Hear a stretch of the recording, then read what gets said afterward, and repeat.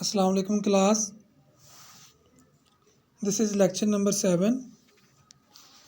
We are going to discuss the types of solids. Solids regular भी होते हैं, solids irregular भी होते हैं शेप में। तो इस शेप की बेस पर इनको दो कैटेगरीज में डिवाइड किया जाता है, amorphous solids, crystalline solids. Amorphous solids ऐसे सॉलिड्स होते हैं जिनमें पार्टिकल्स अरेंज नहीं होते। वर्ड एमोर्फस का मीनिंग ही ये है शेपलेस। इनको डिफाइन यूँ किया जाता है, solids in which the particles are not regularly arranged or their shapes are destroyed. यानी ये ऐसे सॉलिड्स हैं जिसमें पार्टिकल्स किसी ख़ास रो में, किसी ख़ास कॉलम में या किसी क्यूब की शक्ल में नहीं अरेंज्ड, ना किसी स्क्वायर की शक्ल में अरेंज है, बल्कि बिखरे पड़े हैं, कोई डिस्ट्रॉय हुआ सॉलिड है। एमोर्फस सॉलिड एक और ख़ासियत ये है कि इनका मेल्टिंग और बॉइलिंग पॉइंट शार्प नहीं होता।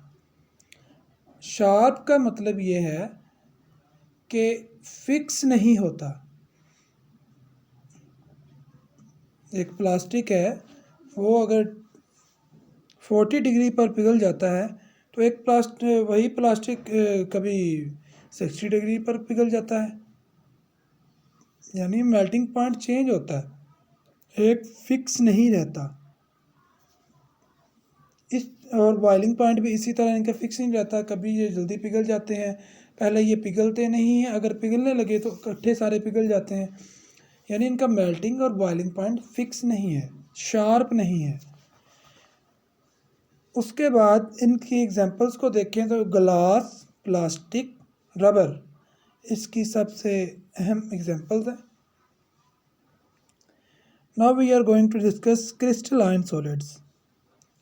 Crystalline solids are the solids in which particles are arranged in a definite three-dimensional pattern. ये ऐसे सॉलिड्स हैं जिनमें पार्टिकल्स एक ख़ास शेप बनाते हैं।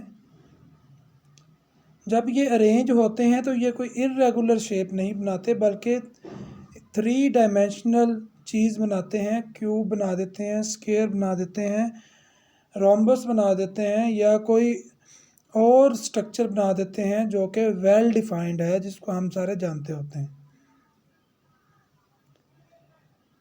तो क्रिस्टलाइन सॉलिड्स में 3 डायमेंशनल लफ्ज़ का मतलब है ये एक्स एक्सिस में भी अरेंज होते हैं, वाई एक्सिस में भी अरेंज होते हैं, और जी एक्सिस के अलॉन्ग भी इनके पार्टिकल्स खुद को अरेंज करके एक वेल डिफाइंड शेप बनाते हैं।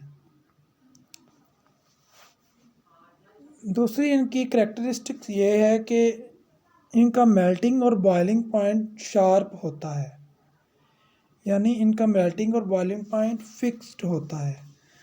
फॉर एग्जांपल सोडियम क्लोराइड, जिसका एक क्यूबिक क्रिस्टल है, उसमें पार्टिकल्स एक क्यूब में अरेंज्ड हैं, वेल डिफाइंड शेप में अरेंज्ड हैं, उसका मेल्टिंग पॉइंट तकरीबन 800 डिग्री सेंटीग्रेड है।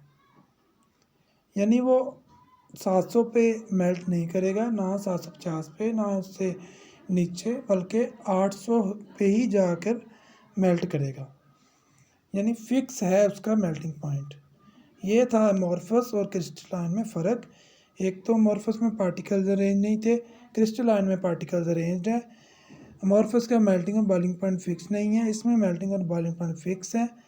उसकी एग्जांपल थी ग्लास, प्लास्टिक, रबर, और इसकी एग्जांपल्स हैं सॉलिड, सोडियम क्लोराइड, डायमंड और बाकी सारे पोटाशियम क्लोराइड वगैरह। मैं डायग्रामेटिकली आपको एक्सप्लेन करता हूँ कि एमोर्फस और क्रिस्टलाइन सॉलिड्स में क्या फ़र्क होता है। आपके सामने एक साइड पे क्रिस्टलाइन सॉलिड बना है, ये स्क्वायर जो बना हुआ, देखिए इसमें पार्टिकल्स अरेंज्ड हैं, तरतीब से लगे हुए हैं एक रोज़ और कॉलम्स में। लेकिन साथ ही अमॉर्फस सॉलिड भी बनाया है जिसमें कोई तरतीब नहीं है पार्टिकल्स की, कोई कहीं बिखरा हुआ है, कोई कहीं बिखरा हुआ है, इर्रेगुलरली अरेंज्ड है। तो गाइस आपको अमॉर्फस और क्रिस्टलाइन सॉलिड्स के बारे में आई थिंक पता चल गया होगा। अगर किसी का कोई क्वेश्चन है तो वो नीचे कमेंट कर सकता है या फिर व्हाट्सएप ग्रुप में क्वेश्चन कर सकता है। आइंदा आने वाली लेटेस्ट वीडियोस के लिए हमारे चैनल को सब्सक्राइब करें और बेल आइकन को दबाना ना भूलें। शुक्रिया।